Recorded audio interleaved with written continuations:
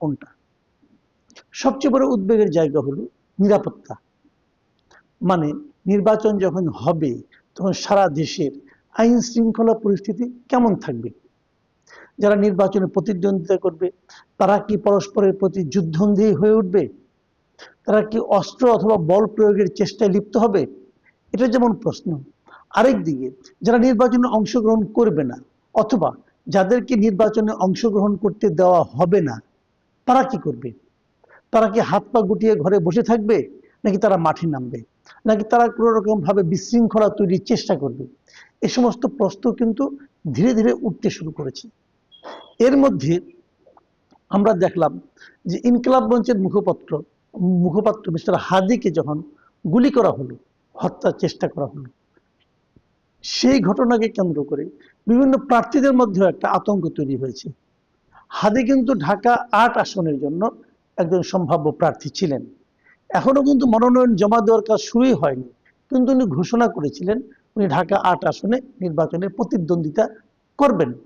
তো সেই হিসাবে উনাকে যখন হত্যা করা হয় তখন কিন্তু সম্ভাব্য যত প্রার্থী আছে সবার মধ্যে এক ধরনের কিন্তু আতঙ্ক তৈরি হতে পারে অথবা হয়েছে। আমরা দেখেছি যে নারায়ণগঞ্জের একজন প্রার্থী যিনি বিএনপি থেকে নমিনেশন পাবেন বলে সবুজ সংকেত দেওয়া হয়েছিল। আমরা তো বিএনপির একটা প্রার্থী তালিকা দেখেছিলাম, প্রাথমিক তালিকা, সেই তালিকায় ওনার নাম ছিল। উনি একজন ব্যবসায়ী মানুষ, উনি কিন্তু এরই মধ্যে ঘোষণা করেছেন যে উনি আর নির্বাচনে অংশ নিচ্ছেন না। এবং এই নির্বাচনে অংশ না নেওয়ার কি কি কারণ ওনার মধ্যে কাজ করেছে উনি তার ডিটেলে বলেননি, তবে এতটুকু বলেছেন যে ওনার পরিবার চায় না এবং এর মধ্যে ওনার নিরাপত্তার বিষয়টাও আছে। একবার ভাবুন, বিএনপি থেকে মনোনয়ন পাওয়া এটাই যে একটা বিরাট ঘটনা, একটা বিরাট প্রতিযোগিতার বিষয়। সেই প্রতিযোগিতায় জয়ী হওয়া মানে কি? মানে কিন্তু বিশাল কিছু পেয়ে যায়, আলাউদ্দিনের চেরাগের মতো পেয়ে যাওয়া কিছু একটা। সেরকম চেরাগ পাওয়ার পরেও যখন একজন প্রার্থী বলেন যে আমি নির্বাচনে অংশ নেব না, তখন তার ভেতরে যে ভীতিটা, সেই ভীতি সম্পর্কে নিশ্চয়ই আপনারা একটা ধারণা করতে পারেন। এখন এই ধরনের ভীতি কি আরো কোথাও আছে? থাকতে পারে, কিন্তু প্রশ্ন হচ্ছে এই ভীতিটা দূর করার জন্য, নিরসন করার জন্য সরকার কি করছে? দেখুন, দেশে যত নিরাপত্তা জনিত সমস্যা থাকুক না কেন, সেই সমস্যার সমাধানের জন্য আমরা কার কাছে যাব? একজন সন্ত্রাসী হাত থেকে বাঁচার জন্য আমরা কি আরেকজন সন্ত্রাসীর কাছে যাব? তা যাব না, আমরা রাষ্ট্রের কাছে যাব, আমরা সরকারের কাছে যাব। সন্ত্রাসী কারা? যাদের হাতে অস্ত্র আছে, যে সেটা প্রয়োগ করতে পারে। অস্ত্র প্রয়োগ করার সবচেয়ে বৈধ পদ্ধতি আছে কার কাছে? রাষ্ট্রের কাছে, সরকারের কাছে। সরকার তার কিছু লোকের কাছে অস্ত্র দিয়ে রাখে, যেমন পুলিশ, র্যাব, আর্মি দিয়ে রাখে না? কেন দিয়ে রাখে? যেন অবৈধ যারা আছে তাদেরকে কন্ট্রোল করা যায়, তাদেরকে ভয় দেখানো যায়, তাদেরকে প্রতিহত করা যায়। তো সেই কাজটা সরকার কতটুকু করছে? সরকার এর মধ্যে আমরা দেখেছি সরকার একটা সিদ্ধান্ত নিয়েছে কয়েকদিন আগে, 15 তারিখে দেখলাম যে তারা একটা ঘোষণা করেছে যে যারা নির্বাচনে অংশ নেবেন সেই সমস্ত প্রার্থীকে ওনারা অস্ত্রের লাইসেন্স দেবেন। এটা স্বরাষ্ট্র মন্ত্রণালয় থেকে নেওয়া হয়েছে। আমি এই ঘটনাটাকে একটু বলতে যে আমি প্রথমে বলেছিলাম যে সরকার মনে এলোমেলো আচরণ করছে। এই সিদ্ধান্তটা কি ভালো হয়েছে? বাংলাদেশের ইতিহাসে এই যাবৎ কোন নির্বাচনে যারা প্রতিদ্বন্দ্বী হন, যারা প্রার্থী হন, তারা কি অস্ত্রের লাইসেন্স পেয়েছেন? পাননি। এবারই প্রথম তারা দিচ্ছে। কেন দিচ্ছেন? তারা প্রার্থীদেরকে বলতে চাচ্ছেন যে আপনাদের নিরাপত্তা নিয়ে আমরা খুব উদ্বিগ্ন, কাজে আপনারা একটা লাইসেন্স হাতে নিন, লাইসেন্স দিয়ে একটা অস্ত্র কিনে নিন। দেখুন, আমি সমস্যাগুলি বলি। খুব সহজ প্রবলেম, যেটা সহজ প্রবলেম হলো, ধরেন একজন লোক, একজন প্রার্থী হবেন, উনি একটা অস্ত্র কিনলেন, 1 লাখ 2 লাখ 3 লাখ টাকা অস্ত্র কিনলেন, যেহেতু লাইসেন্স উনি পেয়েছেন, কিনলেন। যখন নির্বাচন শেষ হবে, এই আইনটা এমন ভাবে, নীতিমালাটা এমন ভাবে করা হয়েছে যে নির্বাচন শেষ হওয়ার 15 দিন পর এই লাইসেন্সটা অটোমেটিক বাতিল হয়ে যাবে। যখন এটা বাতিল হয়ে গেল, তখন ওই অস্ত্র নিয়ে কি করবেন? তখন তো ওই অস্ত্র নিয়ে রাখতে পারবেন না, রাখলে সেটা হবে অবৈধ অস্ত্র। তো সেক্ষেত্রে ওরা করণীয় কি হবে? অস্ত্রটা বিক্রি করে দিতে হবে। কোথায় বিক্রি করবেন? কত টাকায় বিক্রি করবেন? এবং সেই বিক্রিটাকে উনি আগের দাম পাবেন, নেট লস কিন্তু পুরো জিনিসটাই। উনি বডিগার্ডও রাখতে পারবেন, এটাও বলা হয়েছে। আরো কিছু ঘটনা আছে। আগে নৈতিক ঘটনা বলি, আরেকটা প্র্যাকটিক্যাল ঘটনা যেটা একটু কৌতুক মনে হতে পারে, সেটা দিয়ে শেষ করবো আলোচনাটা। আরো কিছু নৈতিক সমস্যাটা বলি আমি। রাষ্ট্র যখন নিজে বলেন যে নিরাপত্তার স্বার্থে আপনি অস্ত্র নিন, অস্ত্র বহন করেন, অস্ত্র আপনি কিনে নেন, তখন কিন্তু রাষ্ট্র আসলে প্রকারান্তরে স্বীকার করে যে আমি আপনাকে নিরাপত্তা দিতে পারছি না, আমি যেহেতু পারছি না নিজের ব্যবস্থা নিজে করেন। এটা কিন্তু রাষ্ট্র বলল। রাষ্ট্রের কোন মন্ত্রণালয় বলল? স্বরাষ্ট্র মন্ত্রণালয় বলল। স্বরাষ্ট্র মন্ত্রণালয় স্বীকার করলো যে নির্বাচন চলাকালীন দেশের সবচেয়ে গুরুত্বপূর্ণ যে শ্রেণীটা, মানে যারা প্রার্থী হয়েছেন তারাই তো গুরুত্বপূর্ণ, সেই সবচেয়ে গুরুত্বপূর্ণ শ্রেণীকে উনি নিরাপত্তা দিতে পারছেন না। যখন উনি অস্ত্রের লাইসেন্স নিতে বলেন তখন কিন্তু এইটাই প্রকারান্তরে প্রকাশিত হচ্ছে যে উনি রাষ্ট্রের গুরুত্বপূর্ণ ব্যক্তিদেরকে নিরাপত্তা দিতে পারছেন না। অথচ রাষ্ট্রের দায়িত্ব হলো কেবল গুরুত্বপূর্ণ ব্যক্তিরা, সকল জনগণকে, সকল মানুষকে নিরাপত্তা দেওয়া। অথচ রাষ্ট্র এই গুরুত্বপূর্ণ ব্যক্তিদেরকে নিরাপত্তা দিতে পারেন না। কয়জন লোক এই নির্বাচনে অংশ নেয়? ধরা যাক 300 আসন, 300 আসনের মধ্যে আমি এক একটা আসনে 20 জন করেও ধরি, তাহলে 6000 লোক। সিম্পল কিন্তু, তাহলে 6000 লোক। উনি সারা দেশে 6000 লোককে নিরাপত্তা দিতে পারেন না, তাহলে রাষ্ট্র 18 কোটি লোককে নিরাপত্তা কিভাবে দিবে? যে রাষ্ট্র জনগণকে নিরাপত্তা দিতে ব্যর্থ, যে রাষ্ট্র জনগণকে নিরাপত্তা দিতে পারবে না বলে স্বীকার করে, সেই রাষ্ট্রের উপর, সেই সরকারের উপর আমার আপনার কতটুকু আস্থা থাকা উচিত? ব্যর্থ সরকার। অর্থাৎ এই মুহূর্তে দায়িত্ব ছেড়ে দেওয়া উচিত, আমি পারছি না, অন্য কেউ পারলে দায়িত্বটা নেন। তার দায়িত্বও ছাড়ে না। তাহলে এই যে সরকারের যেটা ব্যর্থতা, এই ব্যর্থতা তারা স্বীকার করে না। স্বীকার না করলে কি হবে? আমরা তো বুঝেই গেলাম পৃথিবীতে অন্য কোথাও কিন্তু এরকম পাবেন না আপনি। আচ্ছা ঠিক আছে, আপনি যখন এরকম একটা আইন করলেন যে সমস্ত প্রার্থীরা অস্ত্র নিতে পারবে, তো ব্যাপারটা কি কি দাঁড়াবে? অনেক লোকের হাতে কিন্তু অস্ত্র ঘুরবে, আপনি বুঝতে পারবেন না যে কোনটা বৈধ আর কোনটা বৈধ না। আপনি কিভাবে এটাকে সমাধান করবেন? আপনি তো এটা কোনো ব্যাখ্যা করতে পারবেন না। একজন লোক অস্ত্র নিয়ে যাচ্ছে, এটা কি বৈধ অস্ত্র নাকি অবৈধ অস্ত্র? সে বলবে আমি অমুক প্রার্থীর নিরাপত্তার জন্য আছি। এখন প্রার্থীর নিরাপত্তার জন্য 5 জন 6 জন লোক ঘুরবে অস্ত্র নিয়ে, তার মানে চারিদিকে কিন্তু এটা অস্ত্রের সরাসরি হয়ে যাবে। এবং এটার অস্ত্র যখন থাকবে তখন সেটা সদ্ব্যবহার যেমন থাকবে, অপব্যবহারও তেমনি থাকবে। তাহলে করা উচিত ছিল সরকারের অস্ত্র উদ্ধার করা উচিত ছিল। ডেভিল হান্ট নামে তারা একটা অপারেশন চালিয়েছে একবার, এবার ডেভিল হান্ট 2 চালিয়েছে। আচ্ছা, আপনি যখন ডেভিল হান্ট 2 চালালেন তখন আপনাকে একবার বিচার করে দেখা উচিত ছিল ডেভিল হান্ট 1-এ আপনার সাফল্যটা কি? ওটা থেকে আপনার কোনো সাফল্য আছে? আমি তো ভাই দেখি না যে আপনার যেগুলো সাফল্য আছে, এটা তো আমি দেখি না। যদি ডেভিল হান্ট 1-এ কোনো সাফল্য না থেকে থাকে, অথবা সেই সাফল্য যদি খুব ন্যূনতম হয়ে থাকে, তাহলে দ্বিতীয়বার কি লাভ হবে? আমরা প্রথমবারে দেখেছিলাম কাজের কাজ একটাই হয়েছিল, সারা দেশে দৌড়ে দৌড়ে আওয়ামী লীগের লোকদেরকে ধরা হয়েছিল। কে আওয়ামী লীগ করে? কারণ মা আওয়ামী লীগ করলে, ওই দিন দেখলাম একটা ছবি দেখলাম, একটা বাচ্চা একটা ছেলেকে ধরে নিয়ে যাওয়া হচ্ছে হাতে হাত করা, কেন? তার মা আওয়ামী লীগ করেন। তো বাচ্চাটার হাতে আপনি হাত করা লাগালেন কেন ভাই? এটা কোনো সভ্যতা হতে পারে? মা আওয়ামী লীগ করে, এই জন্য তার সন্তান একটা সদ্য কৈশোর থেকে উঠেছে, তার তার হাতে আপনি হাত করা লাগিয়ে দিলেন, সেটা আবার ভিডিও করলেন, সেটা জনগণকে দেখালেন। এখন ওই ছেলেটা, সে কি তার ওই মাকে বেছে নেওয়ার তার কোনো দায়িত্বের মধ্যে ছিল? সে তার ইচ্ছা অনুযায়ী সে তার মা হয়েছে? হয়নি তো। তাকে কেন ধরলেন এইভাবে? এটা কোনো সভ্যতা হলো? হলো না সভ্যতা। তাহলে কি লাভটা কি দাঁড়ালো? আরেকটা কি হবে এখন? এখন আপনি এভাবে ধরবেন। ওই দিন দেখলাম একজন স্বরাষ্ট্রমন্ত্রী বলতেছেন, এই যে 2 দিন আগে ঘটনা, উনি বলতেছেন যে আওয়ামী লীগ হলেই ধরতে হবে। একজন জিজ্ঞাসা করলো যে আপনি যে আওয়ামী লীগকে ধরবেন যদি তার নামে মামলা না থাকে, অথবা পুলিশ যদি বলে সে আওয়ামী লীগ হতে পারে, তার নামে তো মামলা নাই, তাহলে আমি ধরবো কেন? তখন সে বলতেছে কি আওয়ামী সন্ত্রাসী হলেই ধরতে হবে। তো একজন লোকের নামে মামলা নাই, সে যে সন্ত্রাসী তার প্রমাণটা কি? কিভাবে বুঝবেন আপনি সে সন্ত্রাসী? এখন একজন লোক মনে করেন সে আওয়ামী লীগ করতে এক সময়, অথবা তার বাবা আওয়ামী লীগ করে, অথবা সে নিজেই আওয়ামী লীগ করতে। এখন আপনারা জানেন ইনকিলাব মঞ্চের মুখপাত্র শহীদ ওসমান হাদি আমাদের মাঝে নেই।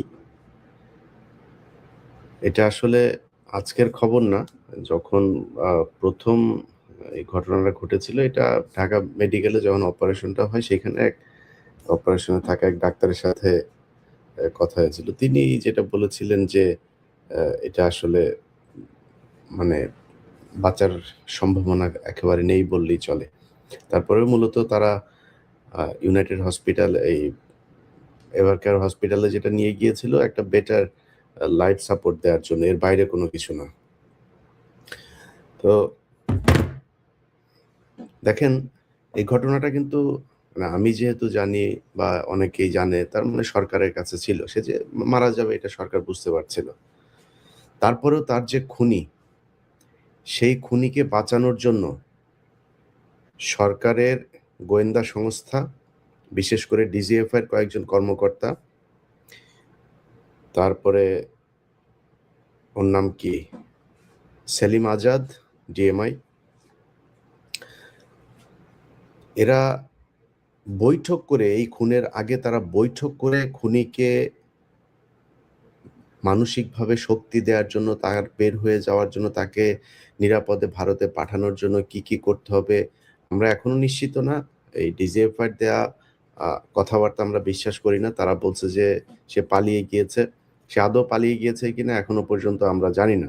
হইতে পারে ফয়সাল মাসুদ সে দেশেই আছে এবং ডিজিএফআই তাদেরকে বাঁচানোর জন্যই তাদের নিয়ন্ত্রিত বিভিন্ন লোকজনকে দিয়ে তারা এটা বারবার বলানোর চেষ্টা করছে যে এই মুহূর্তে তিনি পাস হয়েছেন, এই মুহূর্তে তিনি চলে গেছেন, এই মুহূর্তে তিনি কোথায় কি করছেন সবকিছু জানেন। শুধু এইটা জানেন না যে তিনি যে পালিয়ে যাচ্ছেন। তা আপনারা এত কিছু যেহেতু আপনারা সোশ্যাল মিডিয়াতে দিচ্ছেন, ধরেন আমি একজনের নাম বলি, যেমন জুলকারনাইন সায়ের, উনি ওনার ফেসবুকে করেছেন, এটা তো আর ওনার তথ্য না, ওনাকে নিশ্চয়ই গোয়েন্দা সংস্থায় দিয়েছে ওনাকে, এবং ওনাকে যে তথ্যটা দেওয়া হয়েছে সেটা গোয়েন্দা সংস্থা জেনেই দিয়েছেন। তাহলে গোয়েন্দা সংস্থা আগে কেন ওনাকে দেন নাই যে এই জায়গা দিয়ে পালিয়ে যাচ্ছেন বা এইভাবে খুন হবেন, এখানে এই হচ্ছে, এগুলো দিতে পারেন নাই। ওনারা যাওয়ার পরে তারপরে ওনার সোশ্যাল মিডিয়াতে উনি কার কার সাথে যোগাযোগ করছেন, হোয়াটসঅ্যাপে কাকে কাকে ছবি পাঠিয়েছেন, সেই তথ্য তিনারা বিভিন্ন জনকে দিচ্ছেন। সেটা জুলকারনাইন সায়ের সহ আরো নিশ্চয়ই অন্যান্য অনেক সাংবাদিকদেরকে তারা দিয়েছেন, কিন্তু তার আগে তারা দেয় নাই। তার মানে হচ্ছে এই ঘটনার সাথে আমি যতটুকু শুনেছি, স্বরাষ্ট্র উপদেষ্টা জাহাঙ্গীর, এটা হচ্ছে গিয়ে পিলখানা হত্যাকাণ্ডের পুরো ঘটনা ধামাচাপা দেওয়ার মূল হোতাদের মধ্যে এই জাহাঙ্গীর একজন। প্রচণ্ড দুর্নীতিপরায়ণ এবং আনস্মার্ট, একটা অদক্ষ, একটা অথর্ব একটা অফিসার ছিল। এই অথর্ব এই পিলখানা হত্যাকাণ্ডের ঘটনা নিয়ে ব্রিগেডিয়ার পর্যন্ত গিয়েছিল, তা না হলে তার ফুল কর্নেল হওয়ার যোগ্যতাও নাই, কোনো দিক থেকেই নেই, কোনো দিকে। এর মতো এরকম মানে মানে এই কুখাদ্য আর্মি অফিসার, যে খুব খারাপ অফিসার, সেটাও মনে করেন যে এর মতো এরকম কুখাদ্য আমার জীবনে আমি কোনোদিন দেখি নাই। তার সাথে দুর্নীতি পরায়ণ, খালেদা জিয়ার কে দেখতে গিয়েছে এভার কেয়ারে, তার পাশে তার মেয়ে তার বউকে নিয়ে গিয়েছে, দাঁত কেলিয়ে হেসে সেলফি দিচ্ছে। আরে ভাই, তোর তো বুঝতে হবে, এইটুক জ্ঞান তো তোর থাকা উচিত, জ্ঞান তো নাই, থাকবে কেমনে? এটা সে এখানে গিয়ে এটা করেছে, টাকা পয়সা তো আছে। ধরেন এই 5 তারিখের পর থেকে যে পরিমাণে টাকা তারা কামিয়েছে, সারা জীবন 14 গোষ্ঠী বসে খাইতে পারবে। এই দাঁত তো সবসময় কেলাই থাকে। এখন টাকা পয়সা হয়েছে না, এরা এই খুনের সাথে জড়িত, এবং ডিজিএফআই সরাসরি এই খুন এক্সিকিউট, প্ল্যানিং, আফটার এফেক্ট, যা যা করা দরকার সবকিছু ডিজিএফআই বসে বসে করেছে। অতএব ডিজিএফআই চিফ যিনি আছেন তাকে অবশ্যই পদত্যাগ করতে হবে, তাকে সরাইতে হবে, সরাইয়া তারপরে এখানে অন্য কাউকে দিতে হবে। ব্রিগেডিয়ার, এই যে আপনার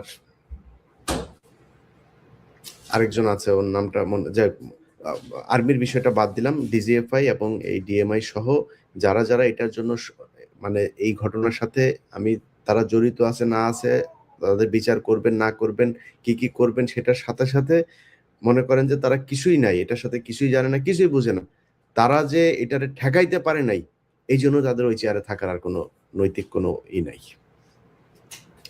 এরপরে হচ্ছে স্বরাষ্ট্র উপদেষ্টা। স্বরাষ্ট্র উপদেষ্টা ধরেন এই গেল কয়েকদিনের ভেতরে যদি আপনি বাংলাদেশের আইন শৃঙ্খলা পরিস্থিতিটা দেখেন, আরে বেটা স্বরাষ্ট্র উপদেষ্টা, তুই তো কনস্টেবল হইতে পারবি না, তোরে যদি, আমি জানি না তুই কেমনে ঢুকছিলি সেনাবাহিনীতে, তোর কনস্টেবল হওয়ার যোগ্যতা নাই। তুই এইখানে যেই মানুষগুলোর রক্তের বিনিময়ে তুই এই স্বরাষ্ট্র উপদেষ্টা হয়েছিস, তোর এই স্বরাষ্ট্র উপদেষ্টা হওয়ার পরে সেই মানুষগুলো নিরাপত্তা দিবি না? সেই মানুষগুলোর পিছনে বারবার তারা একটা কথা বলার চেষ্টা করেছে, এখানে নাকি মব সন্ত্রাস হয়েছে, মবের বিরুদ্ধে তারা ব্যবস্থা নিচ্ছে, মব করতে দেওয়া যাবে না। তোর মারে আকাম করছে খানকির ছেলে, তুই এখানে আসছিস মব মারাইতে। এই দেশে যদি নাকি এই যৌক্তিক দাবি করা যদি নাকি মব হয়, তাহলে শেখ হাসিনাকে সরাইলে কি দিয়া? নির্বাচন দিয়ে সরাইছিলে?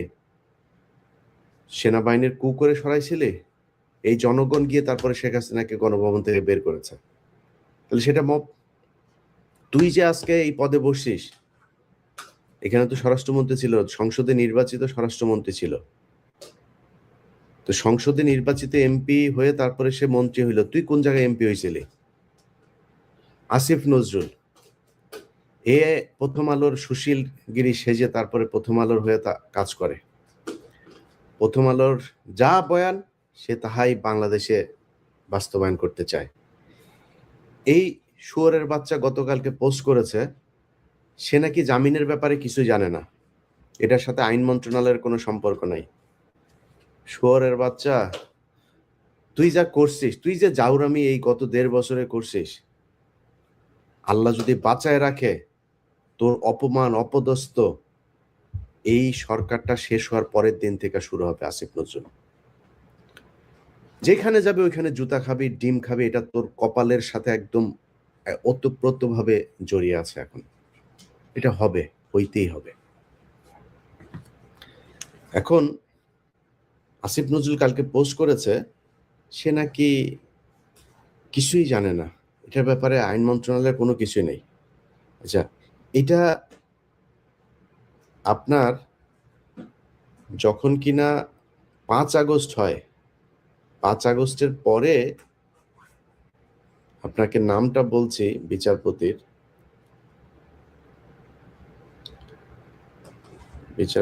নামটা হলো শেখ তাহসান আলী। আপনাদেরকেও শুয়োরের বাচ্চার ছবিটা দেখাই। এই খানকির ছেলে, ওর মা দৌলতদিয়াতে গিয়া তারপরে বিভিন্ন বেটাদের সাথে আকাম করে ওরে পয়দা করছে। এটা একটা আরেকটা জাউরা, ওই যে কয়সর কামাল, ওই শুয়োরের বাচ্চা গত 15 বছরে একবার ধরা গেছিল শাহবাগে, সেটাও এক মাগি নিয়ে, গাড়ির মধ্যে এক মাগিরে নিয়ে লাগাইতে গিয়া পুলিশ তারে ধরছিল, এরপরে মুসলেখা দিয়ে তারপরে বেরিয়েছে, সেটারই সে বলেছে তাকে নাকি সরকার ধরেছে। এবং এই মোটামুটি মানে আমি জানি না, তারেক রহমানের অনেক কিছু আমার খুব ভালো লাগে, কিন্তু তারেক রহমানের আশপাশে সব মাদারচোদ, ওইখানে সব মাদারচোদ তারেক রহমানের আশপাশে। কেমনে যায়? ওই যে আরেকটা আছে ওয়াহিদুজ্জামান অ্যাপেলো, এখন কি ছেলেরা সব কটা শুয়োরের বাচ্চা। এই শুয়োরের বাচ্চাগুলো সব পাশে পাশে গিয়া তারপরে এদেরকে, এই কায়সার কামাল আর এই শুয়োরের বাচ্চা, এই দুইটাই মিলে এই এর বেঞ্চে আপনার এই হাইকোর্ট থেকে ইয়েটা ও জামিনটা হয়েছে। এই আজকে যে হাদির করা হলো, হাদিকে যে মারা হলো, এই তো জেলে থাকার কথা। আগের মামলার তদন্ত কর্মকর্তা বাদী, তারা এই ফয়সাল মাসুদ সে যে ছাত্রলীগ করতো সেটা উল্লেখ করে নাই। উল্লেখ কেন করে নাই? আগের থেকে প্রিপারেশন, যে উল্লেখ করলে তারা তো জামিন হবে না, জামিন নিতে কষ্ট হবে আওয়ামী লীগ যদি হয়। সে ডাকাতির মামলায় অস্ত্রসহ আটক হয়েছে, কেন্দ্রীয় কমিটিতে সে পদে ছিল, সে জামিন পাইল কিভাবে? তারে জামিন দিয়েছে। এখন আসিফ নজরুল কিচ্ছু জানে না। আসিফ নজরুল খানকির ছেলে, তুমি যে বিচারপতিদেরকে যে তুমি করলা, তুমি যে নিয়োগ দিলা, বিচারপতিরা তোমার মার শাটার ভিতর দিয়ে আসছিল, মাদার চোদ কোন দিক দিয়ে আসছিল? শুয়ারের বাচ্চারা কোথাকার, গায়ে লাগে না খানকির ছেলেরা? এই মানুষগুলো রক্তের উপরে দাঁড়ায় তারপরে তোরা উপদেষ্টা হইছিস, তোরা বড় বড় পদে বিচারপতি হয়েছে। এই খানকির পোলা, এই যে তাহসান, শুয়ারের বাচ্চা 5 তারিখের পরে সেইখানে এই তাকে বিচারপতি নিয়োগ করা হয়েছে, জামিন দিয়ে দিছে। সে যার রক্তের বিনিময়ে বিচারপতি হইল, সেই লোকটারে, সেই মানুষগুলিরও খুন করার জন্য খুনিরে সে জামিন দিল। এবং এরপরে তার কি হবে? এরপরে সে বের হয়ে যাবে, চলে আসবে, সবকিছু তাদের প্রি প্ল্যান্ড। এইভাবেই হয়েছে। এখন ভাই মানসিকভাবে আসলে খুব বিধ্বস্ত অবস্থায় আছি ভাই। বিশ্বাস করেন 5 তারিখের পর থেকে আজকে পর্যন্ত আসিফ নজরুলের সাথে আমার কোনো ব্যক্তিগত সমস্যা আছে, স্বরাষ্ট্র উপদেষ্টার সাথে আমার ব্যক্তিগত সমস্যা আছে, এই কয়সার কামাল আমার সাথে ভালো সম্পর্ক ছিল, এই অ্যাটর্নি জেনারেল খুব ভালো সম্পর্ক ছিল। আরে ভাই তোরা মানুষের চোদা রে, মাদার চোদেরা, মানুষের চোদা তোরা, মানুষ তোর মারে লাগায়া জন্ম দিছে এই দুনিয়ার ভিতরে। যদি তাই হইতো তুই তোরা মানে এই কাজগুলি করলি কিভাবে? একটা মিনিমাম একটা মানে এই মানুষের যেই এই থাকে মানে বর্ডার লাইন থাকে, এইটুক মনুষ্যত্ববোধ তোরা দেখাইস যে টাকা পয়সার অভাব আছে। কয়সার কামাল বস্তায় ভরে ভরে টাকা নিয়ে গিয়েছে, বস্তায় করে করে এই কোর্ট থেকে টাকা নিয়ে গিয়েছে। আর কত টাকা লাগবে তোদের? কত টাকা দরকার আছে নাকি আরো? তোরা আওয়ামী লীগের লোকজন রে গড়ে পর্দায় সমানে জামিন করাইছিস। আসিফ নজরুল খানকে বলা সুরে বাচ্চা, কয় টাকা লাগবে রে তোর? আরো কত হাজার কোটি টাকা দরকার আসিফ নজরুল তোর বাঁচার জন্য, আরো ভালো থাকার জন্য? বল কত মাগি লাগবে, কি লাগবে বল, নিয়ে তারপরেও যা, দেশটারে শান্তিতে থাকতে দে। ও এক ইউনুস খানকির বলা, এই মাথার চোদ ইউনুস শুয়ারের বাচ্চা হালা সারা জীবন হইলো গিয়ে ওয়েস্টার্ন লাগাইছে, মদ খা মদখোর শুয়ারের বাচ্চা বাংলাদেশে নিয়ে সুদের ব্যবসারে করে ওরে দিছিল শান্তিতে, শান্তিতে নোবেল খারাপ আমরা জানি না। এই শুয়ারের বাচ্চা এই ওই রুমে যত এই শুয়ারের বাচ্চা করছে কি, ওরে এই যে আসিফ আর মাহফুজ দুইটা মন্ত্রণালয় ছাড়লো 2 দিন আগে। দুইটা মন্ত্রণালয় ছাড়ার পরে এই 2 মন্ত্রণালয়ের ভিতরে একদম এই উপদেষ্টা পরিষদের সবচাইতে বড় চোর যেটা আসিফ নজরুল আর রেজওয়ানা, এই সবচেয়ে বড় চোর, এই বড় চোর দুইটারে 2টা মন্ত্রণালয় দিল। কেন রে ইউনুস, তোর আর কোনো বাপ ছিল না? হ্যাঁ বলে কিচ্ছু বুঝে না, বলে বিশাল আকারে কিছুই বুঝে না, সারা দুনিয়া হোগা মাইরা যায়, বাংলাদেশে কেমন তুমি কিছুই বুঝো না, আমরা বুঝি না এগুলি, আমরা ওয়েস্টে থাকি, ওয়েস্টের এদের কথাবার্তা চরিত্র আমরা বুঝি না এগুলি। তুমি তো ওই চরিত্রই পাইছো, আমার মুখের কথা আর ভিতরের কথা এক না। যায়া চোরেদের নিয়ে করছে, ইউনুসের গোটা পরিবারে যত সুযোগ সুবিধা দরকার সব তারা নিচ্ছে। এই সব কিছুর দায়ী এই ইউনুস কুত্তার বাচ্চা, শুয়োরের বাচ্চা এখানে আসছে, হ্যাঁ আমাদের সাথে বসবে, এরে আবার ফর্ম পূরণ করা, তুই কি স্যারের বাল রে যে তোর সাথে বসতে হবে? তোর কাছে কোনো তদবির নিয়ে গেছি, কোনো পদ চাইছি তোরে? এরপর আবার 2 দিন পর আবার আরেকজনের দিয়ে ফোন দেয়, ভাই আপনাদের মিটিংটা হচ্ছে না, আসিফ নজরুল আর আসিফ মাহমুদ আর মনির হায়দার আপনাদের এই ডক্টর ইউনুসকে আপনাদের সাথে বসতে দিল না। আসিফ নজরুল, মনির হায়দার, আইউ ডক্টর ইউনুস পুটকি মারি আমরা, শুধু আমরা ওদের কাছ থেকে কিছু চাইছি, যায় বলছি যে আমার ভাইরে এইটাতে, আমার এইটাতে, আমার এই পদ দে, বলছি নাকি তোরে চোদে তোরে কেউ? কারণ কি বলারা মানুষ মারা ফেলতেছে, শুয়োরের বাচ্চারা পাশে দাঁড়ায় থেকে দাঁত কেলায়। স্বরাষ্ট্র উপদেষ্টা দাঁত কেলাইতেছে পাশে দাঁড়ায় দাঁড়ায় করে, আল্লাহ চোরের বাচ্চার মতো দেখা যায়, চোরের বাচ্চা, চোর শুয়োরের বাচ্চা। ও এখন পর্যন্ত পদত্যাগ করেনি, জুতা দিয়া পেড়াইলে ওরা পদত্যাগ করবে না। মজা পাইছে তো ওই জায়গায়। বাংলাদেশের এই যে আজকে যে বাংলাদেশ, এই হাসিনার পতনের পেছনে এই বর্তমান এই যে সরকারের ভিতরে দেখছেন কারোর কোনো অবদান নাই, একটারও কোনো অবদান নাই। ডক্টর ইউনুসের যে সমস্যা ছিল সেটা ব্যক্তিগত, তার সে ব্যক্তিগত সমস্যা। এই দেশের জন্য ইউনুস জীবনে কোনোদিন কোনো কিছু করে নাই, জীবনে কিছু করে নাই। এত খাতির পিরিতি আলাপ পেরে লাভ নাই। আমরা চিনি ডক্টর ইউনুসকে, ডক্টর ইউনুস কোথায় ছিলেন, কাদের সাথে ছিলেন, কাদের হয়ে কাজ করেন, এগুলো খুব ভালো করে জানি আমরা। অথচ তারা গিয়ে আজকে পুরো দেশ শাসন করছে। আমরা কিছু বললে আমরা নাকি মানুষকে উস্কাই। আরে বেটা, আমরা উস্কাইছি কিসের জন্য? কি চাইছি? 5 তারিখের পর থেকে চাইছি কি বল? নিজের জন্য কিছু চাইছি? বলছি যে আমার উপদেষ্টা বানাইতে হবে, বলছি নাকি? কি চাইছি? চাইছি আওয়ামী লীগের লোকজনের জামিন হবে না, চাইছি এই যে পোলাপানগুলো যারা কিনা মারা গিয়েছে তাদের যাদের চিকিৎসা হয়, যারা মারা গিয়েছে তাদের এই ক্ষতিপূরণ হয়, যারা বেঁচে আছে তাদের চিকিৎসা হয়, এগুলোই চেয়েছে। এর বাইরে কি চেয়েছে? এই বিডিআর এর লোকগুলো, আরে ভাই পিলখানা হত্যাকাণ্ড করছে কারা, আর আপনি ধরে রাখছেন কাদেরকে? কিসের জন্য তারা এখনো জেলে থাকবে? কমিশনের রিপোর্ট দিয়েছে, স্বরাষ্ট্র উপদেষ্টা বলে দিয়েছে যে এই রিপোর্ট নিয়ে কোনো অ্যাকশন করা যাবে না, কারণ কি ওইখানে তার নাম এসেছে। তো ডাইরেক্ট ওপেনে বলেছে, কমিশনের রিপোর্ট, এই কমিশনের মেম্বার যারা ছিল ওপেন মিটিং এ বলেছে যে তোমরা আমার নাম নিয়ে আসছো এখানে, তোমাদের এই রিপোর্ট নিয়ে কোনো কিছু করা যাবে না। কিচ্ছু করতে দিচ্ছে না বিডিআর এর রিপোর্ট নিয়ে। কোথায় কি করতে দিয়েছে আপনি জানেন? আমি আজকে ঘুমিয়েছিলাম, আমার ফোন দিচ্ছে যে ভাই, জি ভাই, হ্যাঁ হ্যাঁ, আরাম জি ভাই, জি।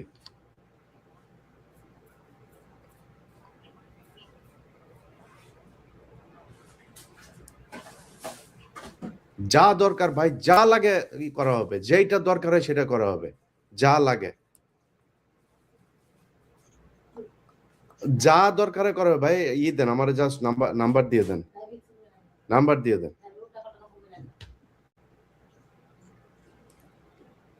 ওকে, ওকে, ঠিক আছে, ঠিক আছে, ঠিক আছে, ঠিক আছে, নাম্বারটা দেন আমার। এই এই দেশ এই দেশ স্বাধীন করেছে যারা, তাদের হাতে থাকবে দেশ। তারা যা বলবে, যেভাবে বলবে সেভাবেই চলবে দেশ। এবং আগামীকালকে বাংলাদেশের প্রতিটা মানুষের কাছে অনুরোধ, ভোরের সূর্য এখন রাতের বেলা, অনেক মানুষ, হাজার হাজার মানুষ এরই মধ্যে সেখানে জড়ো হয়েছে। ভোর সূর্য ওঠার আগে আপনারা শাহবাগে জড়ো হবেন। এই শাহবাগ থেকে মানে পুরো সামনের 5 বছরে কি হবে পুরো পরিকল্পনা এখান থেকে দিতে হবে। কিভাবে নির্বাচন হবে, কি হবে, সবকিছুর পরিকল্পনা এখান থেকে দিতে হবে। প্রথম আলো, আরে ভাই আশ্চর্য একটা বিষয়, আপনি খুনি, এই যে ওর এখানে কয়েকজন রিপোর্টার আছে, টিপু সুলতান, এই যে মতি টতি, এগুলোর ব্যাপারে সরাসরি তারা ইয়ের সাথে ছিল। সন্তোষ শর্মা এখনো কালবেলায় অফিস করে বাংলায় ভীষণে, এই যে জুবায়ের টুবায়ের এগুলো। আর ভাই এক একজনের নামে 4টা 5টা করে খুনের মামলা, এরা ওপেনে অফিস করে। এটা কি ফাইজলামি নাকি একটা? ওপেনে অফিস করে তারা, একবারের জন্য আটক করা হয়নি। একটা মানে তামাশা চলে এসছে। তাহলে বলেন কেউ মারা যায় নাই জুলাইতে? যদি মারা যায় এটা বিচার করেন, কত দ্রুত করতে চান, কত বিচারক নিয়োগ দিতে চান, কি করতে চান, কেমনে করতে চান, বিশেষ আদালত করতে চান, করেন, কিন্তু বিচার করেন। যদি তারা নির্দোষী হয় তাদের ছেড়ে দেন। অথচ নির্দোষ অনেক মানুষজনরে সেখানে করে রাখা হয়েছে, আর দোষীদেরকে বাইরে আরামসে তারা ঘুরে বেড়াচ্ছে। কোনো ব্যবসায়ীরা তারা পাশে নিয়ে ঘুরে, কোনো ব্যবসায়ীর পিছনে লাগে। আরে ভাই যদি ব্যবসায়ীরা আপনি কিছু না বলেন তো সবারই ছাড়েন, এটা আটকানোর আছে, ওইটা ছাড়া আছে, ওরে সাথে নিয়ে, ওরে বগলে নিয়ে ঘুরে, যার সাথে যেমন মনে চায় তেমনি ঘুরতেছে। বাংলাদেশের মানুষের কাছে অনুরোধ থাকবে, ভাই আপনাদের এই যে আজকে যে অবস্থা, এই অবস্থার জন্য ইউনূস দায়ী, এই সরকার দায়ী, এই সরকারকে এর ব্যবস্থা করতে হবে। এই যে হাসনাত, সারজিৎ সহ নাহিদ, একজনও তো নিরাপদ না। আজকে একজন মেয়ে মারা গিয়েছে, তার লাশ যেভাবে ঝুলানো আছে, আমি জানি না, যেহেতু জানি না, না জেনে বলতে পারছি না সে আত্মহত্যা করেছে কিনা, বাট তার লাশ যেভাবে ঝুলানো আছে, এই মেয়ে গত আমাদের এই 32 নম্বর এই আগের দিনের প্রোগ্রামে এই মেয়েটা ছিল, সেই মেয়েটাকে আজকে ঝুলিয়ে মারা হয়েছে একটা একটা করে। যেদিন হাদিকে মারা হলো সেদিন রাতেই উত্তরাতে 2টা ছেলেকে কোপানো হয়েছে। তারা মিছিল থেকে ফিরছিল, এটার বিক্ষোভ মিছিল ছিল হাদির হত্যাকারীকে আটকের দাবিতে, সেখান থেকে যাচ্ছিল, 2টা ছেলেকে কোপানো হয়েছে। একটা একটা করে প্রতিটা মানুষকে এভাবে মারা হবে। ভাই যদি মব বলেন, মব যা মনে করেন তাই। ভাই আপনার আশপাশে যেসব আওয়ামী লীগের লোকজন আছে, সরকার যেহেতু বিচার করবে না, যে আওয়ামী লীগের লোক যাদেরকে পুলিশ ধরছে না, আপনি কনফার্ম যে সে আওয়ামী লীগ ছিল, যদি বাঁচতে চান ওদেরকে যা করা সেটা করতে হবে। এই আওয়ামী লীগের যারা যারা জামিনে আছে, ওদের যারা আপনার বাড়ির আশপাশে আছে, যাদের বাড়িঘর আছে, যেখানে যা করা দরকার সেটা করতে হবে। যাদেরকে আপনি দেখবেন অফিস করছে এখন পর্যন্ত, যাদের যা করা দরকার সেটা করা হবে। আপনাদেরকে আজকে একটা বিষয় নিয়ে, আমরা এই ঘোষণাটা আরো অনেক পরেই দিতাম, আমরা একটা মুভমেন্ট করছি। এই মুভমেন্টে বাংলাদেশের অনেক পরিচিত মুখ, যারা দেশপ্রেমিক, যারা এই গত 15 বছর নির্যাতনের শিকার হয়েছে, তাদেরকে নিয়ে এই বাংলাদেশ আজাদি মুভমেন্ট, তো এই বাংলাদেশ আজাদি মুভমেন্টের একটা কমিটিও তৈরি করা হয়েছে, একটা কনস্টিটিউশনও করা হয়েছে। এটার মূল যে কারণে করা হলো সেটা হচ্ছে যে হাদি মারা যাওয়ার যেই মানে গুলিবিদ্ধ হওয়ার যে ঘটনা, সেই ঘটনার পরে আমরা মনে করলাম না, এইভাবে মরতে দেওয়া যাবে না। একটা প্ল্যাটফর্ম থাকতে হবে যেখানে সবার অভিভাবক থাকবে, সেখানে তারা কিছু কিছু জায়গায়, আমরা কোনো পলিটিক্যাল কে নির্বাচনে আসবে, কে নির্বাচনে যাবে, কেমনে নির্বাচন হবে, এগুলো নিয়ে আমাদের কোনো মাথা ব্যথা নেই। কিন্তু ভারতের ব্যাপারে, এই ভারত শুরু থেকে আজকে পর্যন্ত আমাদের এই দেশের পেছনে ছিল, আমাদের সব সময় আমাদের দেশে অশান্তি তৈরি করে রাখা, আমাদের দেশপ্রেমিকদেরকে হত্যা করা, সব জায়গায় ভারত ছিল। অতএব এই ভারতের ব্যাপারে আমরা এক থাকবো এবং ভারতের ব্যাপারে বিভিন্ন সিদ্ধান্ত এই বাংলাদেশ আজাদী মুভমেন্ট আপনাদের সামনে নিয়ে আসবে এবং তাদের এখানে যারা যারা আছে তাদের নামগুলো আপনারা জানতে পারবেন। এটা হয়তো কালকের ভেতরেই আপনাদের সামনে চলে আসবে এবং এই যে কালকে শাহবাগে যেটা হবে সেখানেও হতে পারে, আমি এখনো জানি না, তাদের মিটিং চলছে এখন পর্যন্ত, তারা কালকে হয়তো আপনাদেরকে সেই ঘোষণা দেবে।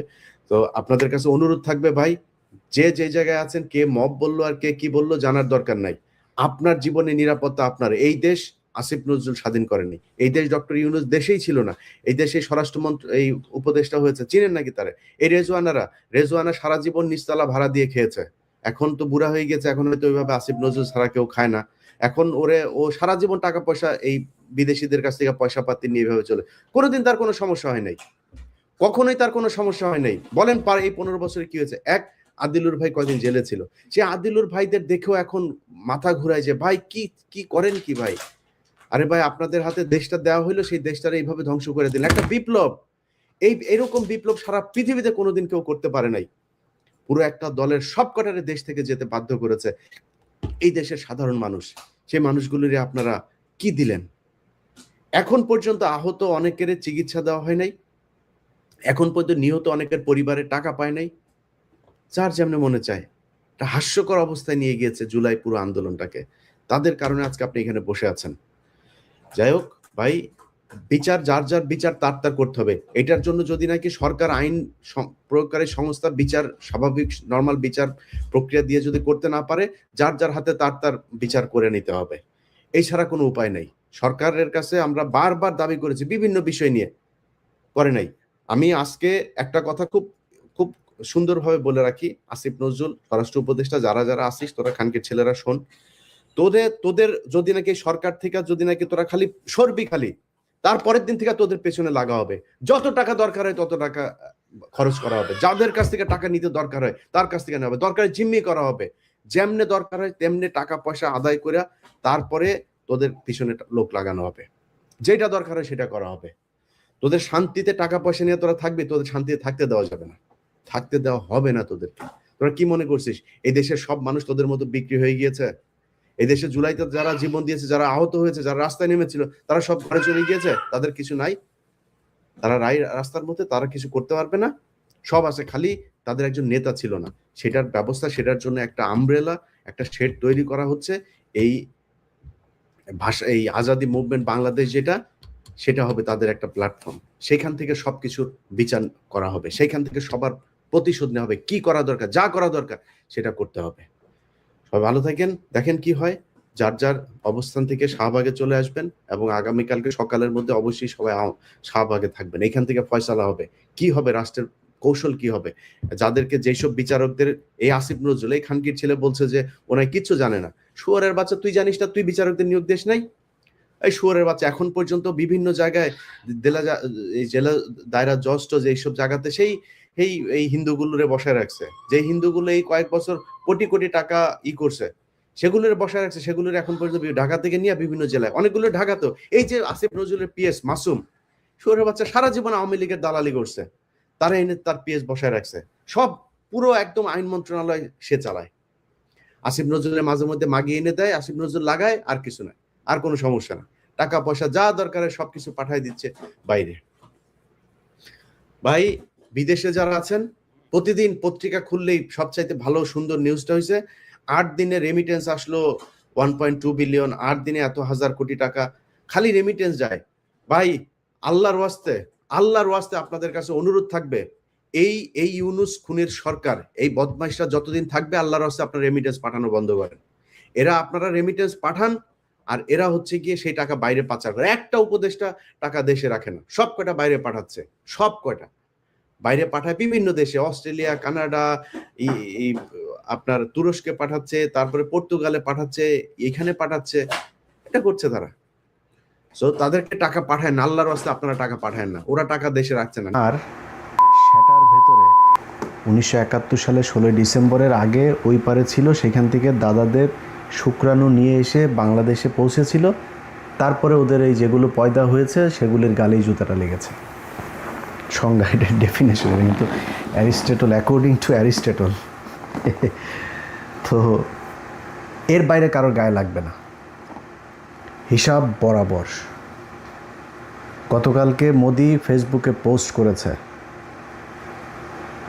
ভারত পাকিস্তানের সাথে যুদ্ধ হয়েছে, ভারত বিজয়ী হয়েছে সেই যুদ্ধে। সেই পোস্ট দেখেছেন? ওই পোস্ট দেখে যদি নাকি কেউ প্রতিবাদ করে থাকেন, শরীরে যদি জ্বালা লেগে থাকে, তাহলে বুঝবো যে আপনি দেশপ্রেমিক। এরপরে আপনি পাকিস্তানের পেডান, পাকিস্তানের প্রধানমন্ত্রীর থাপড়ান, জুতা মারেন, পাকিস্তানের পতাকা পুরায় ফেলেন, ছিঁড়া ফেলেন, আপনারা আমি ওয়েলকাম করব। কিন্তু ইন্ডিয়া যা করে এই দেশে, এই পর্যন্ত ধরেন 1971 সালের পর থেকে আমাদের সেই 14 ডিসেম্বর থেকে শুরু করেছে। পাকিস্তানের মিলিটারিরা যখন সবাই আত্মসমর্পণ, বাংলাদেশের অর্ধেক শেষ স্বাধীন হওয়া, তখন নাকি পাকিস্তানিরা ধরে ধরে ধরে ধরে বুদ্ধিজীবীদেরকে নিয়ে তাদের মেরে ফেলল। তো পাকিস্তানিরা এটার আবার ন্যারেটিভ দাঁড় করানো হয়েছে যে পাকিস্তানের এই দেশকে মেধাশূন্য করিবার জন্যে 14 ডিসেম্বর আমাদের বুদ্ধিজীবীদেরকে শেষ মুহূর্তে মেরে থুয়ে গেল। আরে বেটা, তোদের কথা অনুযায়ী তো সব বুদ্ধিজীবীর মূল হোতা তো শেখ মুজিব। তো শেখ মুজিবকে ছেড়ে দিল কেন? তারা যদি এই দেশকে মেধাশূন্য করতে চায়, তাহলে পাকিস্তান থেকে মুজিবরা ফেরত দিল কেন? তারে তো আগে শূন্য করা দরকার ছিল। বাদ দেন, ওইটা নিয়ে যেই মার্চে মারা তো গিয়েছেই, ওইটার এক ইতিহাস দাঁড় করানো হয়েছে, আমরা ওইটারে নিয়ে আর কথা বলতে চাই না, আমরা সম্মান করি, ব্যাস এই পর্যন্তই। কিন্তু যুক্তিতে যদি আসেন, 1971 সালে 14 ডিসেম্বর যে কজন মানুষ মারা গিয়েছে, যে বুদ্ধিজীবী যাদের কথা বলা হয়, শহীদুল্লাহ কায়সার টাইসার, এগুলি মাঝখানে শমী কায়সার খুব আওয়ামী লীগ সেজেছিল, কিন্তু আপনি কি জানেন এই শহীদুল্লাহ কায়সারদের পুরো পরিবারটা কিন্তু প্রো পাকিস্তান। ওর বাবা টাবা এরা যারা ছিল সবাই কিন্তু আপনার করেছে, পুরো 9 মাস চাকরি করেছে, হাসপাতালে গিয়েছে, যার যার যে কাজ সেটা করেছে। তারা সেখানে গিয়ে এগুলো করে পাকিস্তানের সাথে মিলেমিশে থেকেছে। 14 ডিসেম্বর পাকিস্তান তাদেরকে মেরে ফেললো, একজনও মুক্তিযোদ্ধা না। আপনি খোঁজ সার্চ করেন, আপনি শহীদুল্লাহ কায়সারের নাম লিখে সার্চ করেন, সে কোথাও মুক্তিযুদ্ধ করেছে কিনা, করেনি। যেই কয়জন এখানে মারা গিয়েছে, যাদের কথা বলা হয় এবং এই যে মনির চৌধুরীর কেউ মুক্তিযোদ্ধা না, কিন্তু সার্চ করেন, আপনি গুগলে নাম সার্চ করে দেখেন। কিন্তু পাকিস্তান তাদেরকে মেরে ফেললো কেন? তারা তো পাকিস্তানের পক্ষে কাজ করেছে, তাদেরকে পাকিস্তান কেন মারবে? ধরলাম, তারপরেও পাকিস্তান শেষ মুহূর্তে একটা আকাম করে থুয়ে গেল। মুক্তিযুদ্ধ শেষ হলো 1971 সালের 16 ডিসেম্বর। তো 1972 সালের 30শে জানুয়ারি এই জহির রায়হানকে কে নিয়ে গুম করে ফেলল? পাকিস্তানি সেনাবাহিনী নিয়ে গুম করে ফেলল। এরপরে আমাদের মিল, কল কারখানা সব কিছুই করলো কারা? মারল। ফেলানিরে গুলি করলো কারা? জিয়াউর রহমানরে কারা মেরেছিল? আজকে খালেদা জিয়া যে জেলখানায়, এই হাসপাতালের ভেতরে জেলখানায় সে পয়জন নিয়ে এসে আজকে মৃত্যুর সাথে লড়ছে, তাকে কারা মারল? হাদিকে কারা মারল? আবরারকে কারা মেরেছিল? এই দেশের শহীদদেরকে এই যে ফাঁসি দিয়ে যে মারা হইল, সালাউদ্দিন কাদেরকে কারা মারল? সব তো এরা মেরেছে। তো এরা মারার পরে তারপরেও ভারত আমাদেরকে বাঁচিয়েছে। জাফরুল্লাহর কথা মনে আছে না? ইউটিউবে সার্চ দিয়ে দেখেন, জাফরুল্লাহ নিজে বলেছে 1971 সালের 16 ডিসেম্বর যেই ঘটনা, সেই ঘটনায় তিনি এবং এই দেশের সেনাবাহিনীর সর্বাধিনায়ক, সেই সর্বাধিনায়ক জাফরুল্লাহ সহ সিলেট থেকে হেলিকপ্টারে চড়ে তারা ঢাকায় আসতে চেয়েছিলেন 16 ডিসেম্বরের দিন। তাদের হেলিকপ্টারে গুলি করেছে ভারতীয় বাহিনী, তারা যেন আসতে না পারে। সুপরিকল্পিতভাবে জেনারেল অরোরা সেখানে তাদের কাছ থেকে, নিয়াজির কাছ থেকে স্বাক্ষর নিয়ে তারপরে ভারত পাকিস্তানের কাছ থেকে আত্মসমর্পণের নিল, দলিল সারা জীবনের জন্য নিয়ে নিল। তো সেই বিষয়টা আমাদের কোত্থেকে আসলো? আপনি যদি নাকি যুক্তি দিয়ে আমার বুঝাইতে পারেন, বুঝবো, কোনো সমস্যা নেই। গতকালকে মোদি একটা পোস্ট করেছে ফেসবুকে, সেই পোস্টের মধ্যে সে লিখল ভারতের বিজয় দিবস। বাংলাদেশ শব্দটা তার পোস্টের কোনো জায়গায় এই শব্দটা পর্যন্ত নাই। সেখানে গিয়ে আমি একটা কমেন্ট করে এসেছি যে তোর আর তোর গার্লফ্রেন্ড হাসিনাকে ড্যাশ ড্যাশ করি, ইলিয়াস হুসাইন ফ্রম ইস্ট পাকিস্তান। বিরানি আলম, ভাই গলায় ধরি দিয়া মারা যাব ভাই, বিষ খায় মারা যাব, সারা জীবন ভিক্ষা করে খাবো ভাই, রাস্তায় রাস্তায় ঘুরবো হোমলেস হয়ে। বিরিয়ানির দোকানের মালিকের কাছে গিয়ে বলতে পারবো না ভাই আমার সংসারের সমস্যা, করে টাকা দেন, জীবনও বলতে পারবো না ভাই। ওই খলিল বিরিয়ানি আবার বন্ধ হয়ে গিয়েছে কয়দিন আগে, ওই বেটা আরেক জিনিস নাকি। যাই হোক, সেই দোকান থেকে ভাতা নিয়া তারপরে তুই চলছিস তোর মতো নির্লজ্জ বেহায়া ছোট লোক ফকিন্নি শিট শাহেদ, তুই আইসা আবার এখন মানুষের সামনে কথা বলিস, এত লজ্জা শরম ছাড়া কোনো মানুষ আমার জীবনে কোনো দিন দেখি নেই। হে ওইখানে গিয়ে আমার ওই কমেন্টকে স্ক্রিনশট নিয়ে তারপরে আমাকে গালি দিয়ে লিখেছে আমারে নাকি আমি খুব খারাপ কাজ করে ফেলেছি। যাই হোক, এখন তুই যে লিখলি 16ই ডিসেম্বর যদি ভারত পাকিস্তান যুদ্ধে ভারত বিজয়ী হয়, মানে ভারত বিজয়ী মানে কি, যুদ্ধটা ভারত আর পাকিস্তান, এটা তো বলে নাই যে আমরা কম্বাইনলি তারপরে ভারত বাংলাদেশের সাথে জিতেছি। মূল স্টেক হোল্ডার কারা?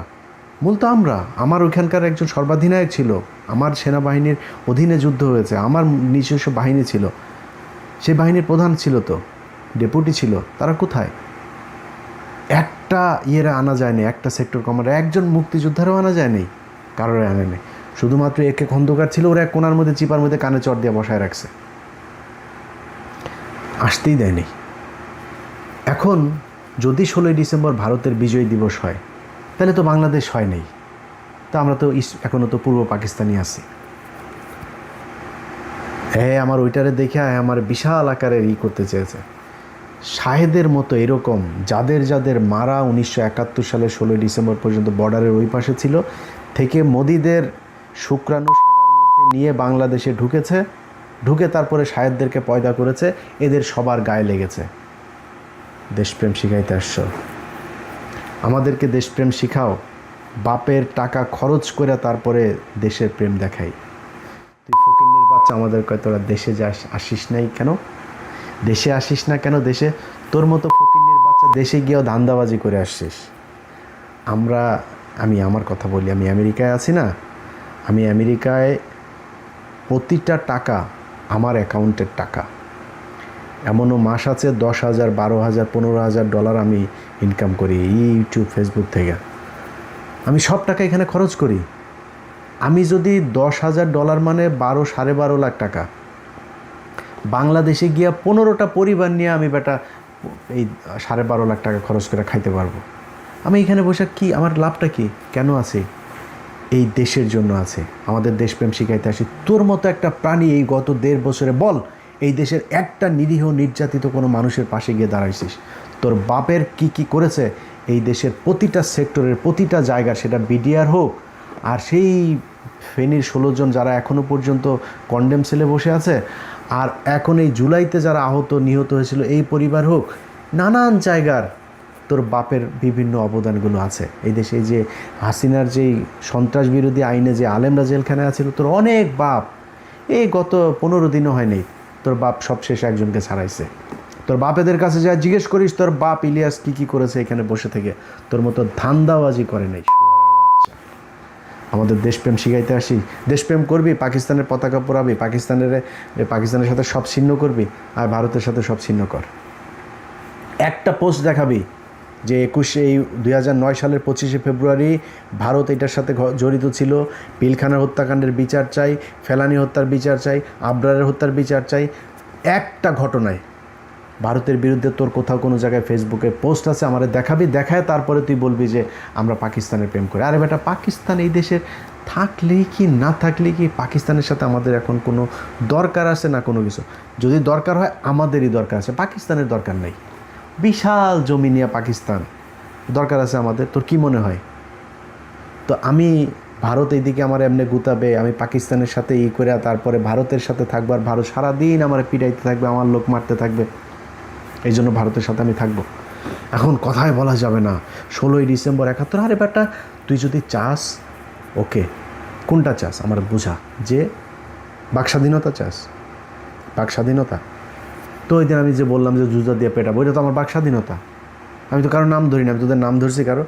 তো তোদের মার যারে যারে দাদারা লাগিয়ে তারপরে তোদের পয়দা করছে, তোদের গায়ে লেগে গেছে, আমি কি করব? আমি 16ই ডিসেম্বর কেন বলেছি, কিসের জন্য বলেছি? 16ই ডিসেম্বর আমার বিজয় দিবস, কিন্তু সেই বিজয় দিবস ওই দিনই হাইজ্যাক হয়েছে। কে বলেছে? তোর আব্বা মেজর জলিল বলেছে যে 16ই ডিসেম্বরই আমার বিজয় হাইজ্যাক হয়েছে। এই বিজয় আবারও পুনরুদ্ধার করতে হবে। 5ই আগস্ট 2024 সালে সেই বিজয় পুনরুদ্ধার। আমার বিজয় দিবস 5ই আগস্ট। যেদিন ইন্ডিয়ান হাইকমিশনারকে তলব করে এনে বলতে পারবি যে তোরা রাষ্ট্রের প্রধান কেন টুইট করেছে, ফেসবুকে পোস্ট করেছে 16ই ডিসেম্বর তোদের বিজয় দিবস, এটা যেদিন ঘাট ধরে বলতে পারবি, সেদিন সেই বাংলাদেশে 16ই ডিসেম্বর পালন করব। এত দেশপ্রেম আমাদেরকে শিখাইতে আসে না। তারপরে সব বাদ দিয়ে আসেন একটা ডিলে আসি। ডিলটা কি? বাক স্বাধীনতা চান? যদি বাক স্বাধীনতা চান তাহলে মুক্তিযুদ্ধ নিয়ে কথা বলা যাবে, শেখ মুজিবরে নিয়ে কথা বলা যাবে, আমার সমালোচনা করতে, আমি কথা বলতে পারবো কি হয়েছিল মুক্তিযুদ্ধে 54-55 বছর। এই 55 বছরে এখনও পর্যন্ত কেন কতজন মুক্তিযোদ্ধা আমি হিসাব করতে পারি নাই, কেন কতজন যদি ধর্ষিত হয়ে থাকে সেই ইয়েটা করতে পারি না। এক একজন 20,000 টাকা করে মাসে প্রস্টিটিউটরা টাকা পাচ্ছে, এক এক প্রস্টিটিউটেই মানে নিজের বীরাঙ্গনা সাজায় তারপরে 20,000 টাকা করে নেয় প্রতি মাসে। এই রাষ্ট্রের খরচ 24,000 কোটি টাকা এই মুক্তিযোদ্ধা মন্ত্রণালয়ের হিসাব অনুযায়ী, এই প্রস্টিটিউট আর এই যে ভুয়া মুক্তিযোদ্ধাদের পেছনে 24,000 কোটি টাকা। ভাই 2.5টা পদ্মা সেতু বানানো যাবে এটার একটা টাকা দিয়ে, দিচ্ছি আমরা। আমি চাই যদি বেসিক্যালি আসলেই যারা যারা মুক্তিযোদ্ধা ছিল তো মতিউর রহমান, বীরশ্রেষ্ঠ মতিউর রহমান, নাম শুনেছেন না? তার বোন এইখানে থাকে, কয় ভাই রাষ্ট্রের কোনো প্রোগ্রামেও ডাকে না, আমার খোঁজও নেয় না, কিছুই না। বীরশ্রেষ্ঠ হামিদুর রহমান, কিছুদিন আগে তার এক বোন মারা গিয়েছে, চিকিৎসা না পেয়ে মারা গিয়েছে। মুক্তিযোদ্ধাদের অরিজিনাল যে মুক্তিযোদ্ধা ধুকে ধুকে মারা গিয়েছে, মেজর জলিলের মতো মুক্তিযোদ্ধা চিকিৎসা না পেয়ে পাকিস্তানে গিয়ে মারা গিয়েছে, জানেন? দেখেন মেজর জলিল জন্ম মৃত্যু উইকিপিডিয়া সার্চ দেন কোথায় মারা গিয়েছিল। পাকিস্তানে গিয়ে মরতে হয়েছে, ক্ষোভে দুঃখে কষ্টে 16ই ডিসেম্বরের পরে এই দেশে থাকতে পারে নাই। যদি মনে করেন ইয়েস আপনি করবেন, মুক্তিযোদ্ধাদেরকে সম্মান দিবেন, সম্মান দেন, কোনো সমস্যা নেই, মুক্তিযোদ্ধাদের নিয়ে কথাই বলা যাবে, তাহলে মেজর ডালিমরা 15ই আগস্টে যে কজন মুক্তিযোদ্ধা ওইটার সাথে অংশগ্রহণ করেছিল সবাই খেতাবপ্রাপ্ত, দেশে নিয়ে আসেন। আমি তো চাই মেজর ডালিম দেশে আসুক। আমি অরিজিনাল মুক্তিযোদ্ধা সবাই সম্মান করতে চাই, প্রচণ্ড সম্মান করতে চাই, ভালোবাসতে চাই। ভুয়া মুক্তিযোদ্ধাদেরকে না, ভুয়া মুক্তিযোদ্ধার জুতা দিয়ে পেটাইতে চাই। এটা এখনও বলবো, পরেও বলবো, সারা জীবন এইটাই বলবো। ভুয়া মুক্তিযোদ্ধা ভাই 52 বছর বয়সে আপনি কিসের মুক্তিযোদ্ধা হইলেন? 62 বছর বয়সে আপনি কিসের মুক্তিযোদ্ধা? এটা জবাব দিতে হবে। তো এখন আমরা এগুলি নিয়ে সারাদিন যদি নাকি আপনি করতে চান, ডিবেট করতে চান, করব। সারা বাংলাদেশের যত ইতিহাসবিদ, যত মুক্তিযোদ্ধা, যত জ্ঞানে পণ্ডিত্য যা আছে সব মিলে একদিকে বসবে। আমি ইলিয়াস হুসাইন শুধু একা বসবো, আমার মুখ দিয়ে কোনো কথা বলবো না। আমার কাছে যেই কয়টা বই আছে আমি এই কয়টা বইয়ের পৃষ্ঠা ধরে ধরে এইভাবে দেখাবো, এই যে এই বইয়ের এত নাম্বার পৃষ্ঠার ভেতরে এইটা লেখা, এই বইয়ের এত নাম্বার পৃষ্ঠায় এইটা লেখা, এই বইগুলির ভেতরে। এবং লিখেছে কারা? আমরা না, এটা কোনো বিএনপি, জামাতের, আওয়ামী লীগ কারণ বই না, ওই মুক্তিযোদ্ধাদের বই, ওই সময়ের যারা জীবিত ছিল, ওই সময় যারা মুক্তিযুদ্ধের সবচাইতে বড় স্টেক হোল্ডার, তাদের কথা লিখব। তোর বাপ এই দেশে মুক্তিযোদ্ধা হত্যা শুরু করেছে। তোর বাপ এই দেশে মুক্তিযুদ্ধের সর্বাধিনায়ক যেই ব্যক্তি, এই জেনারেল ওসমানী, এই লোকটাকে মন্ত্রিসভা থেকে বের করে দিয়েছে, সংসদ থেকে বের করেছে, এরপরে তার গৃহবন্দী করেছে। তোর বাপ মাওলানা আব্দুল হামিদ খান ভাসানী, তোর বাপ যার পায়ে ধরে পড়ে থাকতো, সেই ব্যক্তিকে গৃহবন্দী করেছে, নিজের বইতে লিখেছে।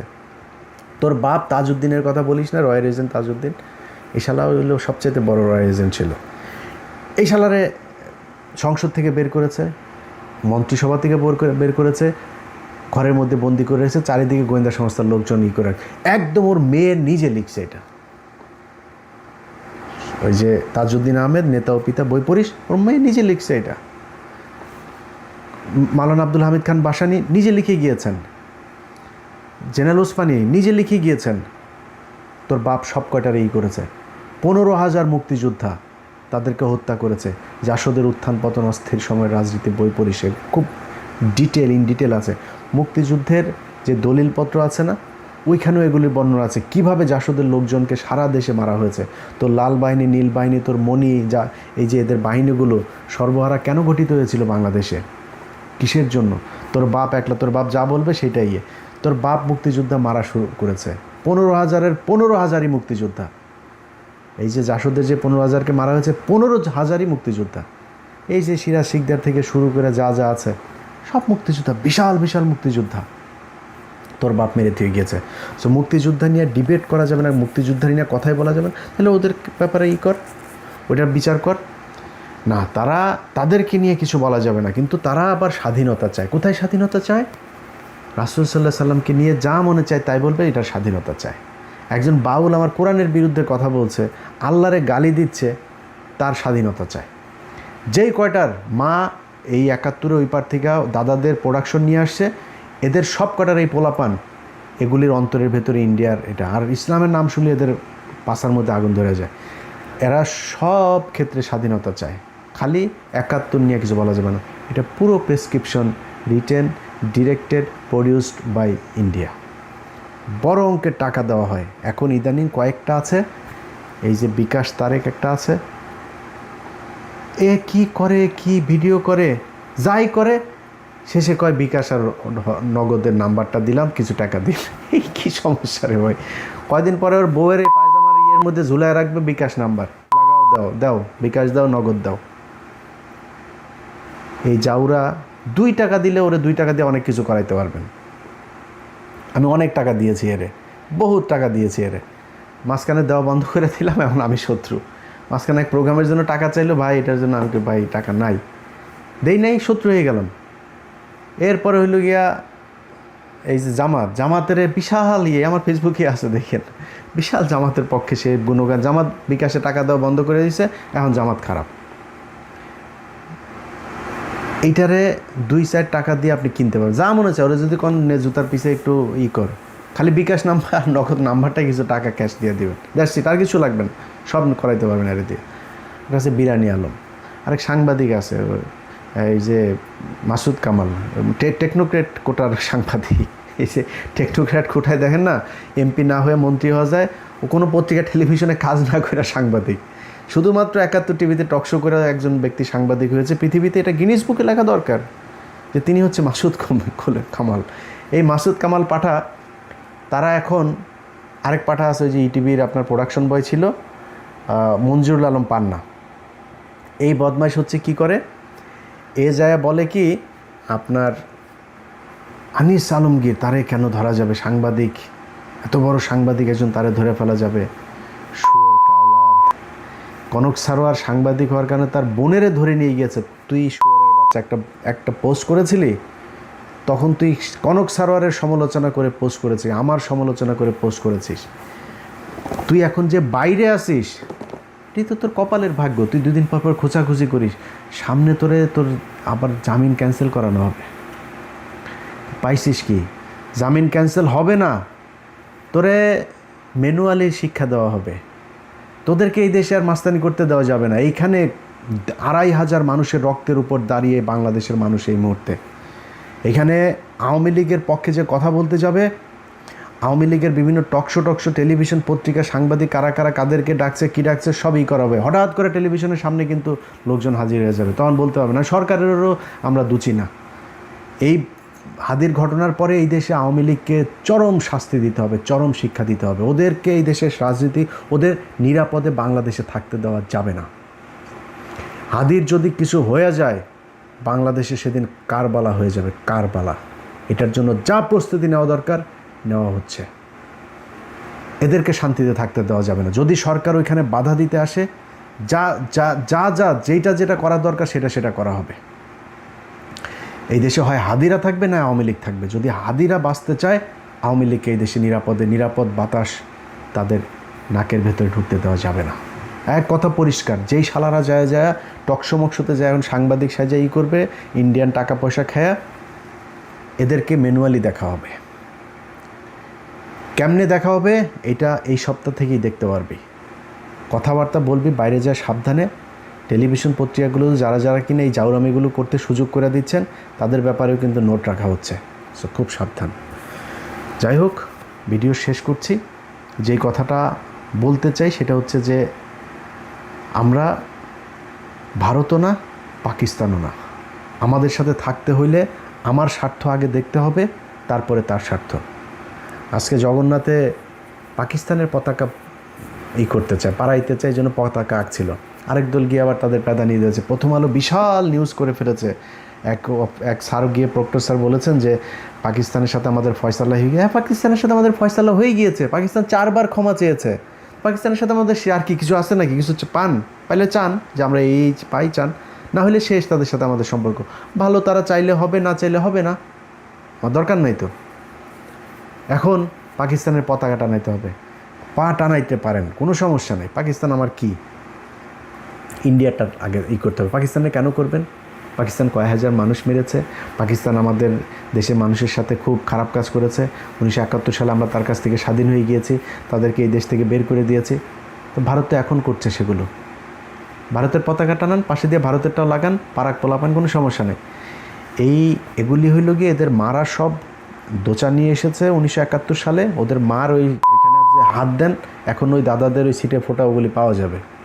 ওগুলির কুরকুরানিতে ওরা এগুলি করে। ইন্ডিয়া টাকা পয়সা দেয়, আর নিজের আব্বার একটা আছে না, জেমসের গানের মতো, ওই যে কালকের পোস্টে লিখেছে যে তো রক্তের সাথে রক্তের টান, স্বার্থের অনেক ঊর্ধ্বে।